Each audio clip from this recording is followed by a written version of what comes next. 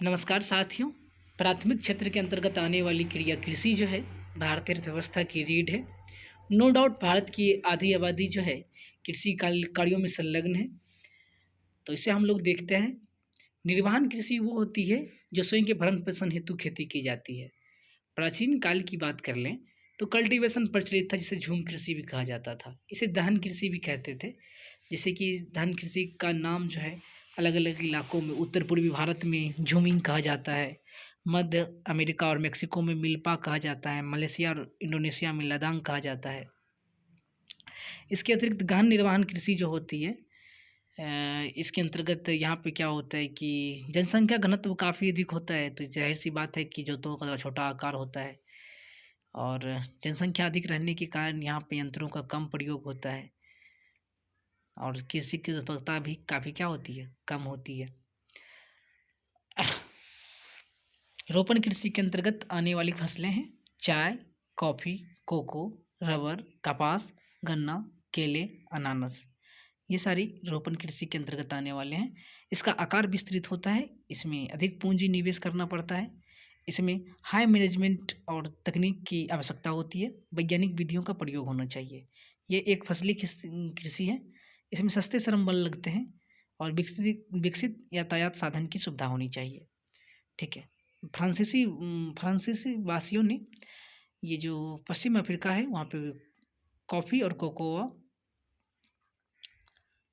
को उगाया था। ब्रिटेन की बात कर लें, श्रीलंका और इंडिया में चाय, मलेशिया में रबर और पश्चिमी द्वीप समूह में गन्ना और केले के बाग उगाए थे।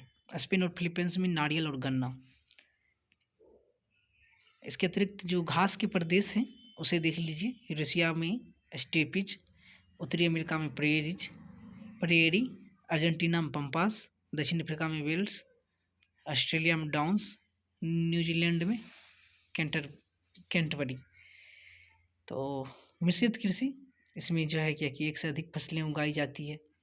गेहूँ, जौ, राई, मक्का, चारे की फसलें उगाई जाती है। इसमें फसल के साथ साथ पशुपालन के लिए चारे की भी सुविधा होती है और इसमें तकनीक और आधुनिक आगतों का उपयोग अधिक होता है। इसमें पूंजी भी अधिक खर्च करनी पड़ती है। डेयरी कृषि, इसमें पूंजी की अधिक आवश्यकता होती है, श्रम बल की आवश्यकता भी होती है।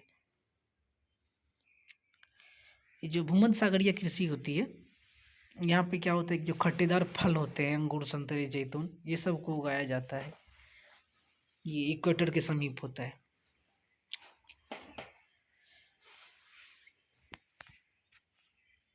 बाजार कृषि के लिए, ये जो बाजारों के लिए जो बाजारों में सब्जी उब्जी मिलती है, अधिक मांग और अधिक मुद्रा से मिलने वाली जो फसलें होती है, जैसे सब्जियाँ, फल, पुष्प आदि मंगाए जाते हैं, ये होती है इसमें। ठीक है। तो भू संसाधन और कृषि को देख लीजिए। इंडिया में 3 प्रकार की फसलें उगाई जाती है, खरीफ, रबी और जायद। दक्षिण पश्चिम मानसून से जो है खरीफ फसल आधारित होती है और रबी सिंचाई के जरिए की जाती है, जबकि जायद फसल जो होती है सिंचाई और मानसून दोनों पे आश्रित रहता है। खरीफ फसल की बात कर लें तो ये जून से लेकर के सितंबर तक में तैयार हो जाता है। इसके अंतर्गत आने वाली फसलें हैं चावल, कपास, बाजरा, मक्का, ज्वार, अरहर, रागी और मूंगफली भी खरीफ फसलों के अंतर्गत आती है। रबी फसल अक्टूबर से मार्च के बीच तैयार होती है। गेहूँ, चना, तोरई, सरसों, जौ, चावल, मक्का, रागी, मूंगफली आदि उगाई जाती है। जायद फसलों के अंतर्गत अप्रैल से जून के बीच तैयार होती है। वनस्पति, सब्जियां, फल और चारा वाली फसलें होती है।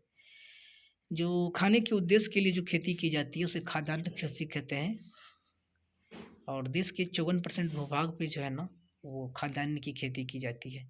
भारत का प्रमुख खाद्यान्न फसल चावल है। इसके लिए उष्ण आर्द्र और कटिबंधीय मतलब उष्ण आर्द्र जलवायु की आवश्यकता होती है। ठीक है। सबसे अधिक चावल पश्चिम बंगाल में होता है।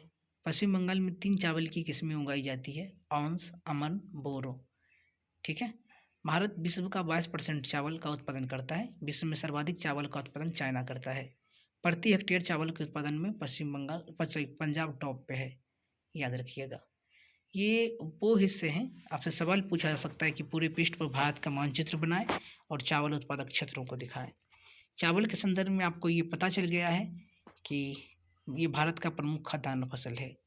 भारत का द्वितीय प्रमुख खाद्यान्न फसल जो है वो गेहूँ है, और गेहूँ उत्पादन में भी चाइना टॉप पे है, और चाइना टॉप पे है। जबकि इंडिया की बात कर लें तो उसमें उत्तर प्रदेश टॉप पे है। ठीक है, विश्व का 2.8% गेहूँ इंडिया में होता है, और ये एक रबी फसल है। ठीक है, याद रख लीजिएगा। ज्वार की बात कर लें तो ये एक खरीफ फसल है, मिलेट्स के अंतर्गत आता है। आपको पता है कि वर्ष 2023 का जो साल है वो अंतर्राष्ट्रीय मोटा अनाज का वर्ष घोषित हुआ है यूएनओ के द्वारा। बाजरा ये भी मोटा अनाज है, गर्म शुष्क जलवायु के लिए इसके लिए आवश्यक है, सूखा सहन करने में समर्थ है ये। बाजरा उत्पादन में राजस्थान टॉप पे है, याद रख लीजिएगा। मक्का ये खाद्य फसलों के अंतर्गत और चारा फसलों के अंतर्गत उगाया जाता है। इसके लिए अर्ध शुष्क जलवायु होनी चाहिए, कर्नाटका टॉप पे है। दाल ये फलीदार फसलों के अंतर्गत आता है, इसमें प्रोटीन की मात्रा काफ़ी अधिक होती है, इसमें नाइट्रोजन स्थिरीकरण की प्रक्रिया होती है। सिर्फ अरहर दाल को छोड़ करके उसमें नाइट्रोजन स्थिरीकारक जीवाणु राइजोबियम नहीं पाया जाता है, बाकी अन्य दलहनी फसलों में ऐसा होता है। ठीक है, भारत दाल का सबसे बड़ा उपभोक्ता है। चना की बात कर लेते हैं, ये उपोष्ण कटिबंधीय फसल है, रबी फसल के अंतर्गत आती है ये। मध्य प्रदेश, यूपी और महाराष्ट्र इसमें टॉप पे है। अरहर या तूर, लाल चना या पिजन पी भी कहा जाता है, इसमें यूपी टॉप पे है।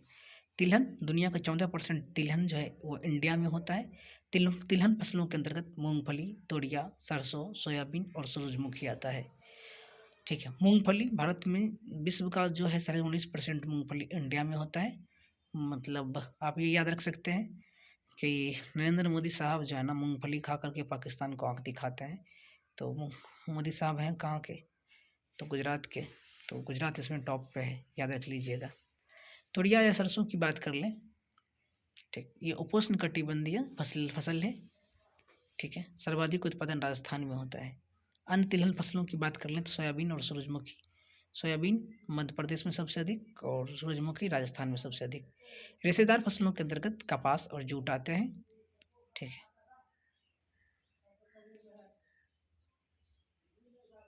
जूट पश्चिम बंगाल में सबसे अधिक होता है, और जबकि ये कपास की बात होगी तो गुजरात इसमें टॉप पे है। गन्ना की बात कर लेते हैं, उष्णकटिबंधीय फसल है, वर्षा पर निर्भर है, आर्द्र और उपाद्र जलवायु चाहिए, और ये इंडिया के वैसे इलाके हैं जो जूट और कपास से मतलब फला फूला है। चाय की बात कर लेते हैं। चाय एक रोपण कृषि है, इसकी पत्तियों में कैफीन और टेनिन पाया जाता है जो सेहत के लिए क्या होता है, हानिकारक होता है। इंडिया में चाय चीन से चुरा करके लाया गया था 1840 में, और सबसे पहली बार असम ब्रह्मपुत्र की घाटी में उगाया गया था। ठीक है, पश्चिम बंगाल का दार्जिलिंग और न्यू जलपाईगुड़ी, और दक्षिण भारत का पश्चिमी घाट, नीलगिरी और इलायची की पहाड़ी पे जो है ना चाय का उत्पादन किया जाता है। कॉफ़ी उष्णकटिबंधीय रोपण कृषि है, इसकी 3 किस्में हैं, अरेबिका, लिबेरिका और रोबस्टिका। ठीक है, भारत में अमेरिका का अधिक उत्पादन होता है, सबसे अधिक कॉफ़ी उत्पादक राज्य जो है वो कर्नाटका है। भारत में चाय और कॉफ़ी उत्पादक क्षेत्र आप देख सकते हैं। ठीक है, यही था बचा हुआ पार्ट। नमस्कार।